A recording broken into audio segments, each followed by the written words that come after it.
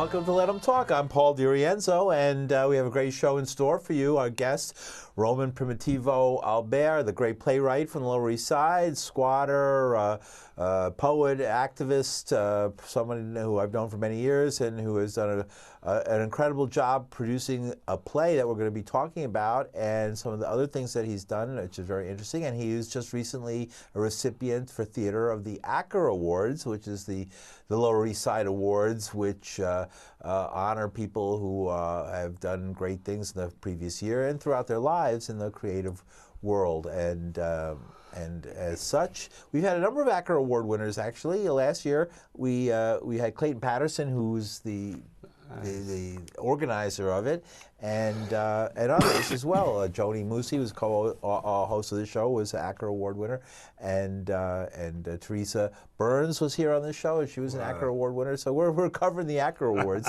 here on Let Them Talk. You know, this is where you get your Acker. Forget about the Globes, and forget about the Grammys, and forget about the tall gold statue. You know, who needs it? We got the Acker Awards, and we're going to show you the cool Acker Award that you actually get, which is cooler than any plastic statue that you get in Hollywood.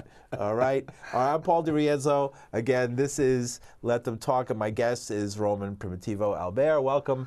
Thank you so much, Paul, for having your show and your play. Right. I'm surprised it took this long. I'm glad we got you on. I know. Finally, it's an honor for me, to be here. It's an honor for me to have you on here. Thank you. Great. Welcome to the show. Great Lower East Side personality.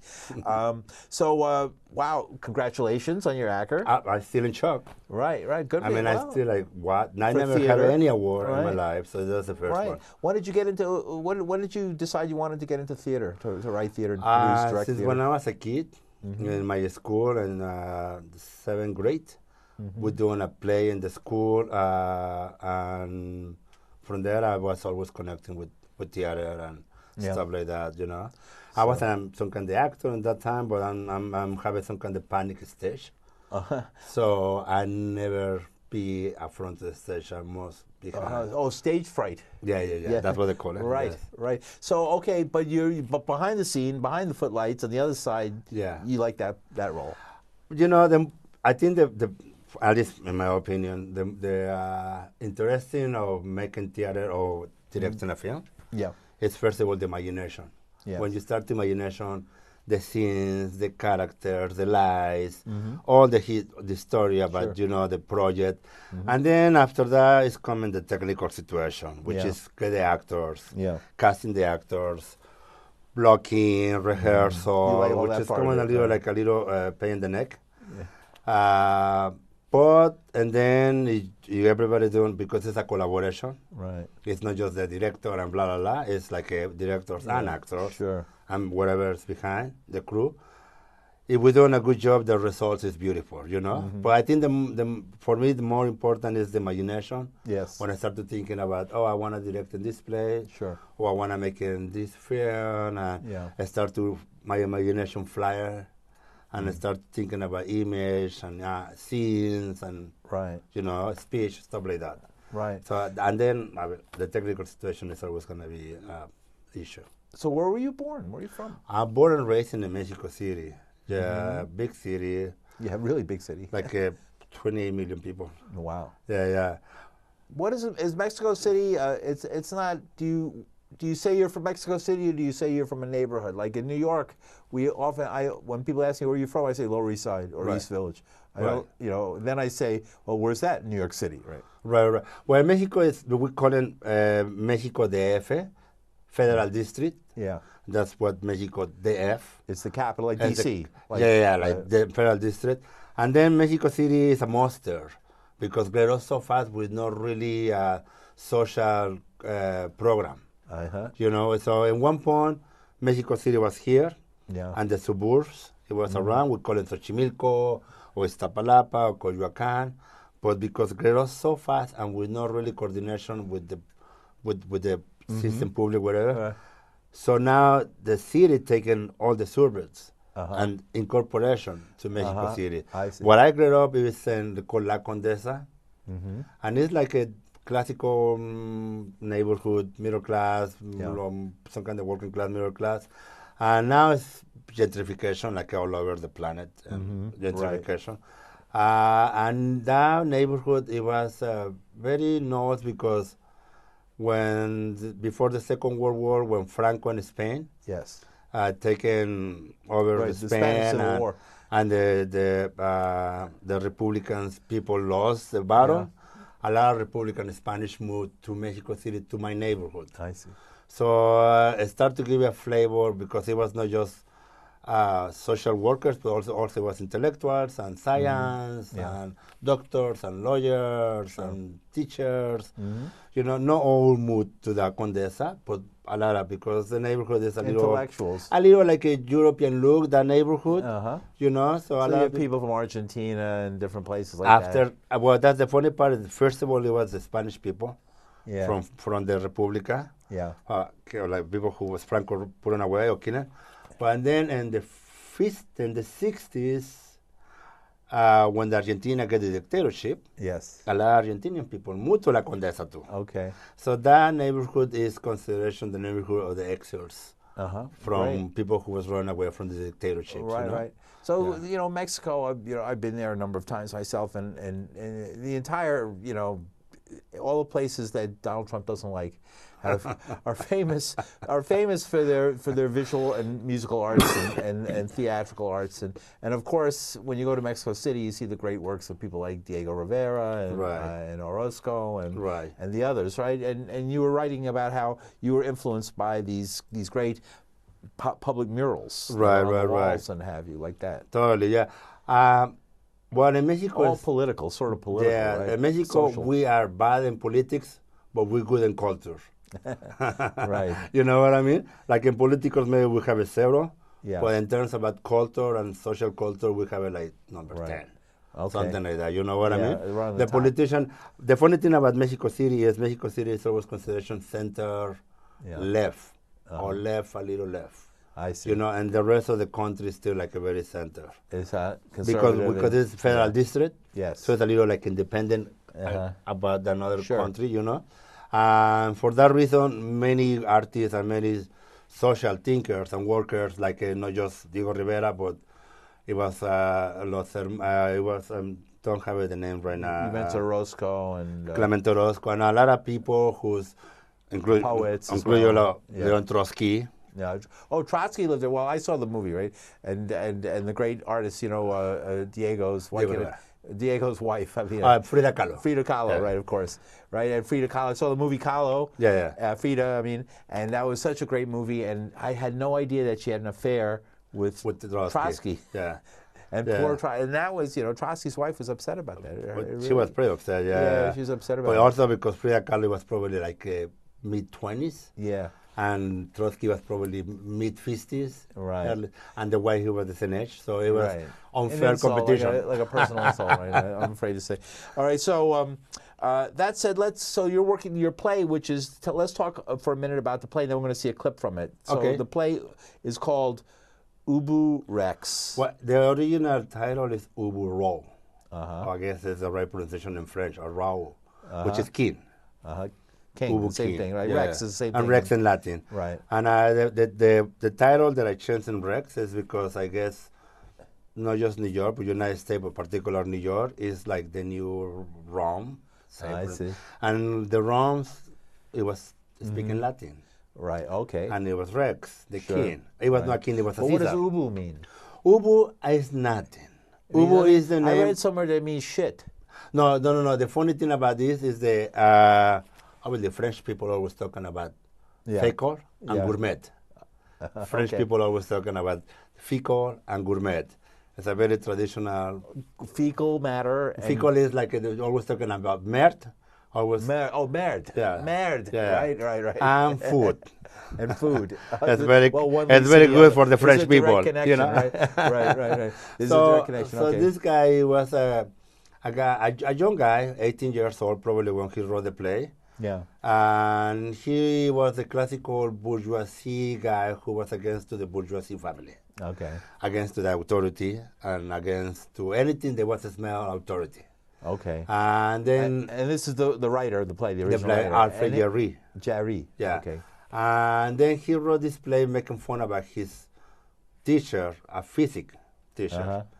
And also he invented a new science they call pataphysics. Okay. Pataphysics is the science of the solution, the problems that doesn't exist yet. The solution of problems that don't exist yet. Yeah. And he invented the science for that. Yeah, now this is in the 1800s, 1890s. 1896, if right, I'm is when correct. This came out, right? Why did you pick this play?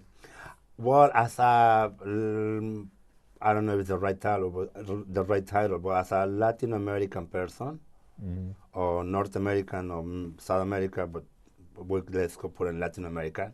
Yeah. We are so familiar with dictatorships. Yeah. We know too much about abuse of power, this absolute power. Sure. And this play is exactly talking about this. This play is talking about a person who has an absolute power, who is very silly, very stupid, very child. Sounds familiar. I know. Sounds like somebody that we know. Yeah, a very really bad hairdo. Yeah, very child, but he got the power and he want to play with his toys and making war. Right. And the play is that's the reason the play is very relevant. Okay, all right. It's still very relevant. Okay. You know? Well, we have a clip, right? Yeah, we do. Okay, let's run to the clip, and then so folks in the audience can see what we're talking about. And then when we come back, we'll talk about it some more. So here's Ubu Rex.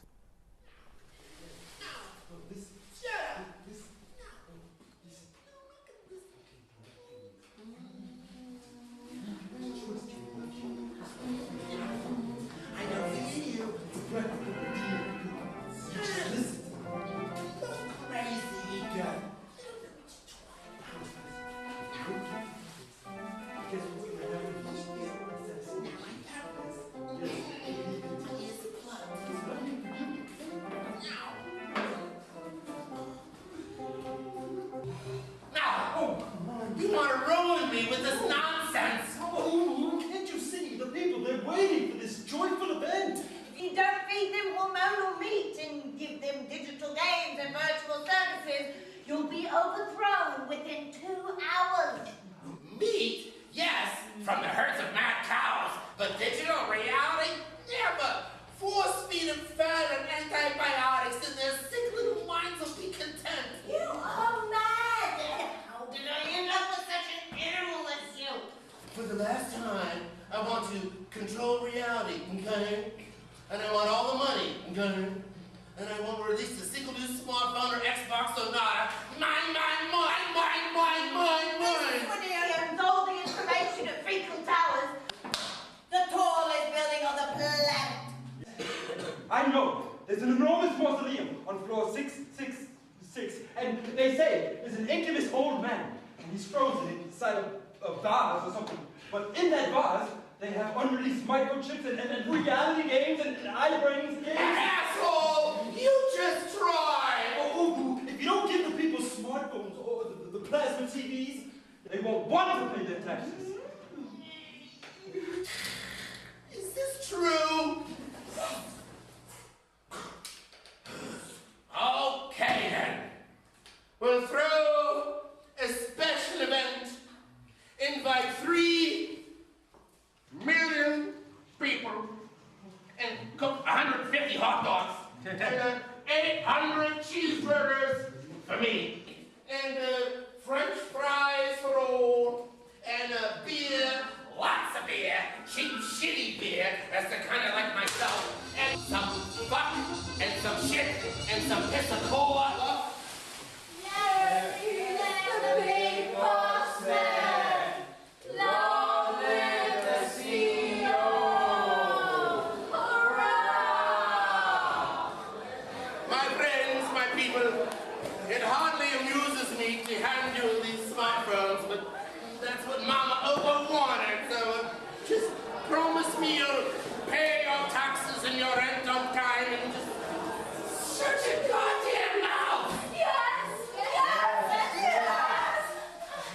They squabble and fight over Game Boys. Oh, it's horrible. Oh, look, that's one with his skull right there. What a beautiful spectacle.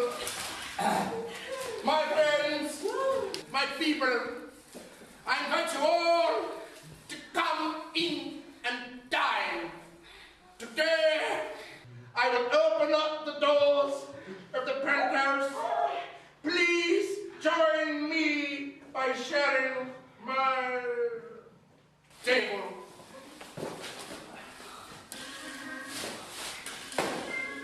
Let's go! Let's go! Long live Papa Ubo! He's the noblest of rulers, the real master!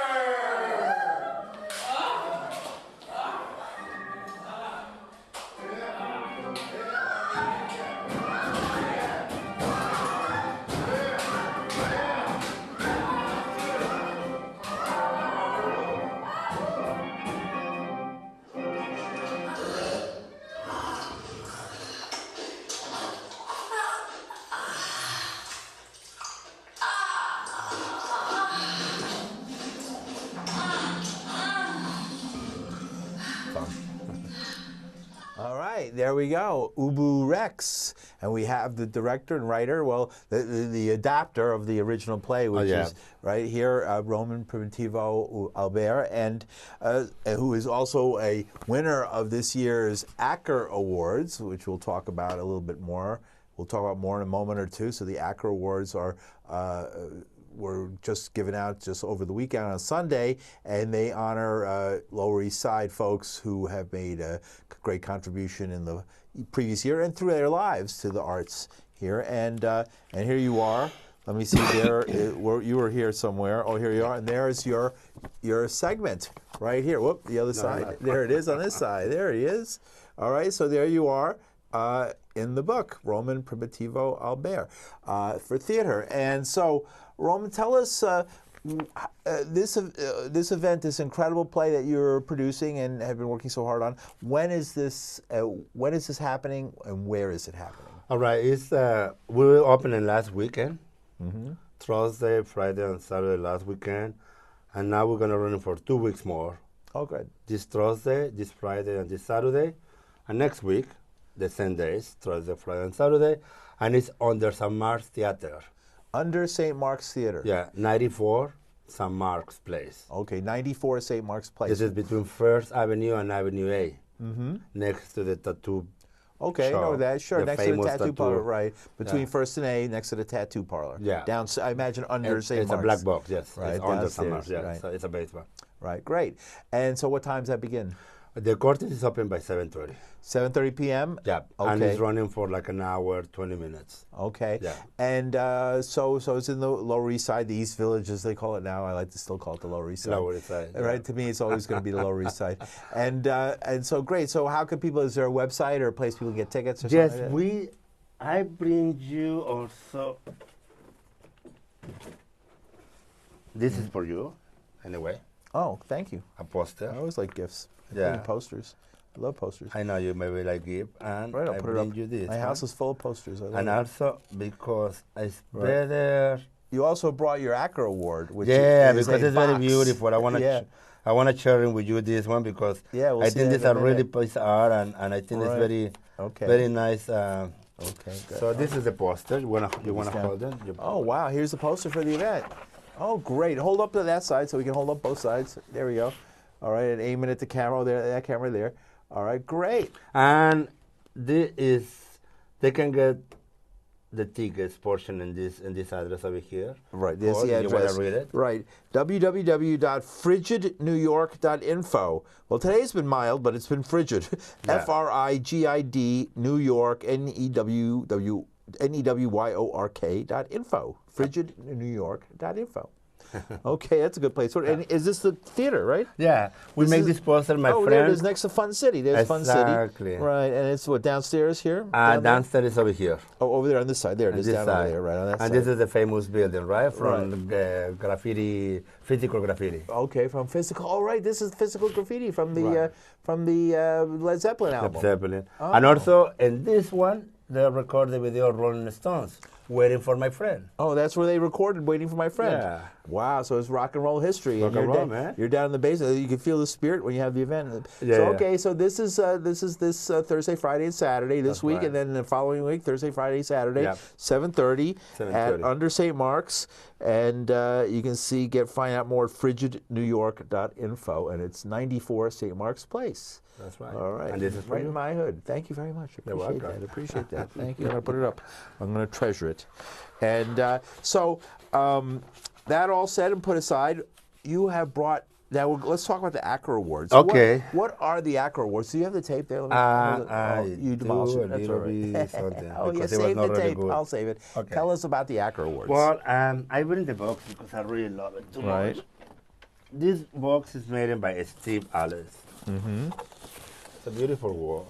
So And the awards come as a box. yeah, so it's go like this. Uh-huh. Oh, no, it's a switch box. Yeah. Like a squatter would know all about Yeah. those, right? And then over here you see the names of every person who win the award this year. Okay, all the award winners. Yeah, that's beautiful. All right, here they are. Oh, beautiful. And each one has their own little switch. Exactly. That's the basic idea. I know. Great. And then Yes. There you go. And then inside is all the stuff, the goodie stuff, yeah, right? So you Yeah. have a live mag, for example, yeah. an I art gotta put it magazine, on the beautiful floor. poetry. Yeah, go right ahead, go right ahead. A beautiful poetry mag. All like right. this. I don't know, I'm just opening it randomly. Interesting. And it was, we have it. Pregnant For and homeless. It's example. unfortunate. This woman, I think is very important Right. because this woman, and I think it is, if you see in the book, you can Yeah. find her name. Oh yeah. And in the other book. Here. Yeah. Yes. This woman she was making tattoos when tattoos was illegal. Oh really? So from the old days. I know, and Oh, okay. And those are the various different U.S. Marine Corps bulldog tattoos. I think I'm correct. If That's a it's the right popular one, person. right? Yeah. If you're in the Marines, you got to get a tattoo. Yeah. And you got to get a naked lady and an American flag. And then we got Katrina Del I Mar, get it. the filmmaker. There you go. Right. Who's that? I'm sorry. Katrina Del Mar, Okay. the filmmaker. Oh, beautiful. She Yeah. won an award as well. So there's something, there's sort of a little thing from each award winner inside the box, it seems like, right? Something So every winner, memorializing them. we have to donate a piece. I see. So I get piece from other winners, and they get piece from me. I see. So everybody donates a piece, Yes. and then that piece gets distributed to the winners. So To the everybody winners. has a collection. But I think she's great. Great idea for Clayton. Uh-huh. And I think Clayton is an amazing person. Right. He's putting the community, he's, Clayton alive. Patterson, yeah, Yeah, you're yeah, right. Clayton He was Patterson. fun. We've had him on the show, and we I have to kn- have him on again and talk more about this. Right? This is great. Well, now we have an actual winner on, which is good. Right? You won. So did you win for any particular thing, or for your just a lifetime achievement? Well, and this one is for theater. Okay. Yeah. I do, and this is my this is my third production. Uh-huh. I started in TNC with Crystal Field. Mm-hmm. And then I do two in Crystal Field. Theater and for a New City, right? Yeah, Theater for the New City. Yeah. And then right now I do with these people, the same people who own and running another theater across the street, La Mama Theater. Okay. The Crane Theater, I think is the name. Right. Okay, Yeah. you're working there as well. Right. I see. So again, don't worry. Let's. Oh, it's under your foot. There it is. Okay, no problem. So let's talk about. Interesting. So the Acker Awards. So what was? It was a lot of people showed up. It was packed, right? It was a It theater was 80. bad, and people it was wearing upside. I think this is one of the most crownly award happened since the Yes. 5 years Right. they started this. And it was Theater 80 it's not big theater, but it's the capacity and this is 200 people, I guess. And it was packed, right? And it was bad, and people it was sitting in the steps. Yes. And some people it was standing up in the back, and Yeah. some people waiting upside in the hall or in the bar. Yeah. Okay. You So know? everybody were everywhere, either in the bar, outside, Yeah, inside, yeah, out on yeah. the street. It was packed. You Which couldn't is get in. very good because this is a community award. Like you just said in the beginning about the globes and Yeah, that's right. Our version of the Yeah, yeah. globes and all that. This is kind a of stuff. very it was a very Yeah, yeah, touching. yeah. And a lot of people. Yes. It was a woman. The name is Cassandra, I guess. Yeah. And she's right now she lives apartment and she lives in this older installation. And, Right. Let me just and- put this underneath your hand. And there you go. we you know, they're talking about her and how she got injustice in terms of how she lost the apartment. So it's very touching because everybody went to this kind of coming all and everybody. So whenever you have any event in our neighborhood, you have to talk about displacement, about artist housing being wiped out, about rents going up, about gentrification. Totally. Unfortunately, that's sort of like the story that goes along with how long can we ever have these artists in a neighborhood where a new place to live costs $2,000 a month, minimum, and more and more and more than that even. It's pathetic because the style of life is coming, besides to coming a real style of life, it's coming more like a survival style of life. And you don't have a time for creativity or nothing else. You just And you were a squatter at one time. You're no longer a squatter, right? But you were a squatter. What is a squatter? Well, a squat is a squat in terms of war is when somebody squat, right? Right. And that was supposed to be because so nobody see you from the street. Okay. You know, and also because there was no toilet and it was just a little hole, so you squat. We used to say bajando. I used to hear people scream in the street. You know that. Right. So that's the name of the squad. And then a squad, it was a movement, probably you know better than me, but I'm going to try to describe my best way. Well, it was a movement, I think, it started in the 80s, probably in the 70s, I'm not sure. Well, people were already, I mean, the buildings, nobody, as abandoned as the Lower East Side looked like, if you had visited, it looked like the windows were smashed out and the buildings were burned out. Right. But there was never a time there weren't people living in all those buildings. There was not living there. There was never a time nobody was living there. There was always people living there. There was people living there. Right, they never moved, even when there was a fire, not everybody always moved out. Right. And as soon, even if one or two were there, more would come in. And so there were people hiding out, basically living in these abandoned structures. Right. And then I think in the 80s, you had a more like regular, people started to show up and to start fixing them up a little bit. Yeah, I come in the 90s, and the first squad, it was in 13th Street. Before everybody got evicted. Okay, on 13th Street. Yeah, 13th Street. I was there for that, right? That was amazing. So I was when the tank was coming, and we were putting the car in the middle. The police tank, right? Yeah. All right. All right. We have, we'll have half a minute, so I want to give you a chance to tell people again about your play. Okay.